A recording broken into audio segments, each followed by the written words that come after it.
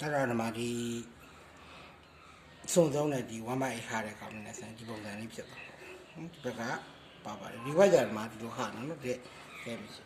အဲ့အဓိကပြောချင်တာကဒီ60ဒီဂရီဆောင်းတယ်နော် V thread ဆိုလို့ရှိရင် UNC ဆိုလို့ရှိရင်ပြောပါတော့ V thread ဆိုရင်သူ့ရဲ့ကြားထဲမှာရှိတဲ့ဒီဂရီက60ဒီအဲ့60ဒီဂရီဘယ်လိုဆောင်းမလဲဒီဆက်စကွဲရတွေဒါတော့ကြာတူတီလေးနော်တူတီလေးဘာတော့ပြတာမင်းတို့ဆက်စကွဲကြီးကြတယ်နည်းနည်းကြီးမှာပေါ့နော်ဒီလိုဆောင်းရမှာအဲ့လိုဆောင်းရမှာအဲ့တော့ဒီမြောင်းတစ်ခုရဲ့ကြားထဲမှာတော့60ရှိဖို့လဲဆိုရင်ဒီကောင်ကဒီလိုတစ်ချက်ဆောင်းမယ်ပြီးဒီကောင်ပက်လက်ပြန်လေးပြန်လှန်ပြီးတော့ဒါတော့ရေပြင်ကြီးဖြစ်ဖို့လို့နော်အောက်ကရေပြင်ကြီးဖြစ်ဖို့လို့ဒါဒီမှာဒီလိုတစ်ချက်ဆောင်းမှာဆိုလိုတဲ့သဘောကဒီနဲ့ဒီဘက်မြောင်းကြကွာဝင်နေဒီဘက်မြောင်းကြကွာဝင်ကွာတယ်အလေတက်တယ်မဟုတ်ဘူးတချို့ကကြောက်အဲ့ဒါအလေဆိုပြီးတော့လေဟိုကလောက်ပြီးတော့ဒီကနေ့မြင်းလေးတစ်မြင်းတားလိုက်ပြီအလေဆိုပြီးချက်ပြီတကယ်အဲ့လိုလုပ်လို့မရပါဘူးတကယ်သွားမှာဒီလိုပဲသွားမှာပါ60ဆိုရင်ဒီလိုသွားရမယ်ဒီလိုသွားရမယ်တက်တိုက်သွားမှာပေါ့နော်ကိုမျက်စိနဲ့လည်းမှန်းတယ်လို့တော့သွားလို့ရတယ်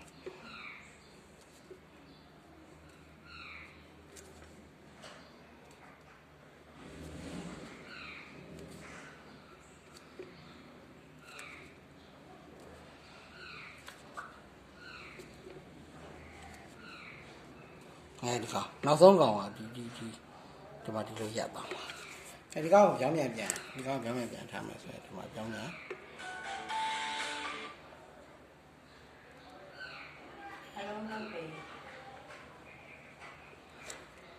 ဖိတ်ကဗီဒီယိုကတော့ရိုက်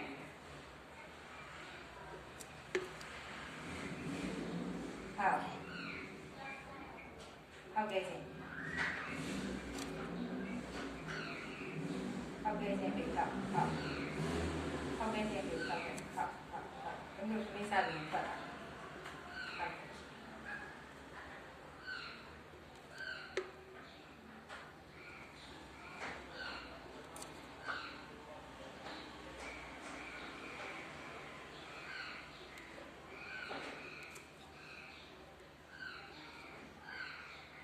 这个样子，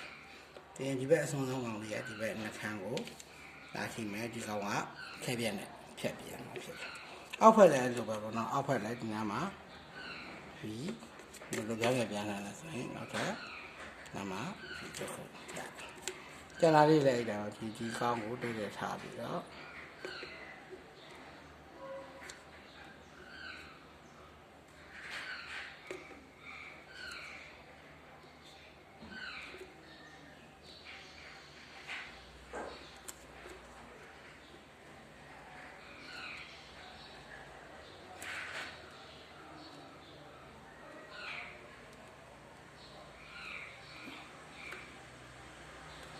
ပြောပြမယ်ပြန်လာပြီးတော့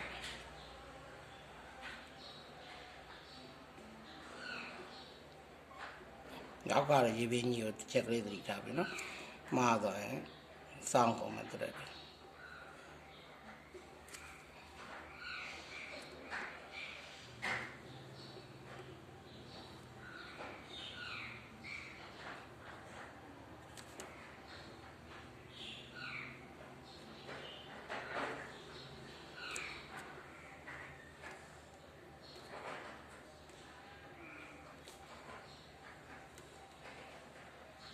ငါပြီးပြီဆိုလို့ချင်းဆရာဒီဘက်အစွန်ကြောက်ကြတော့ဒီဘက်တောင်လေးနဲ့ဒီနောက်ဆုံးအဆုံးသက်ကလေးနဲ့ပဲ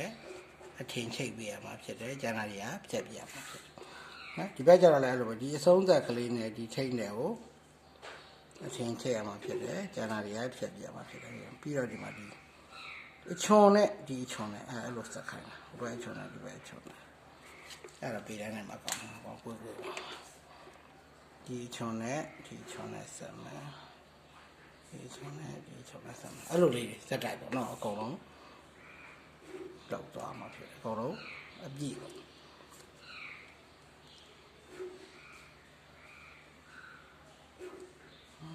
ထိတ်အချွန်လေးတွေလိုက်စက်တာပေါ့ချွန်အခုကျဘောဖက်နဲ့ဆက်လိုက်တဲ့ခါလေးတွေပုံစံအတိုင်းလိုက်ပြီးတော့ဆက်တာအပြည့်ထိမဆက်တော့ဘူးနော်ဒီဘက်အစွန်လေးပါဆိုတဲ့ဒီမှာချွန်နဲ့ဆရာမဒီချုံနဲ့ဆရာမဒါရီခေါ်လို့အပြည့်ဒီ ခဲတယ်အမှန်တော့ဘောပင်နဲ့တော့ရင်တော့ရတယ်ဘောပင်နဲ့တော့ရင်ကျန်တာခက်ပြက်နဲ့ချက်တယ်အခုကိုတေးရတယ်ဆိုရင်တော့ဘောပင်နဲ့တော့ခက်ပြက်နဲ့ဖြစ်တယ်အဲ့လိုမှမဟုတ်ရင်ဒီအောက်က construction လမ်းလေးတွေကိုကျတော့အမိန်လေးဆွဲတာညားလေးမှာဒီထိတ်နဲ့ဒီထိတ်နဲ့ကိုအမျိုးတစ်စောင်းတစ်ချက်ပြရမှာဖြစ်တယ်ဒီချိန်နဲ့ရမှာနော်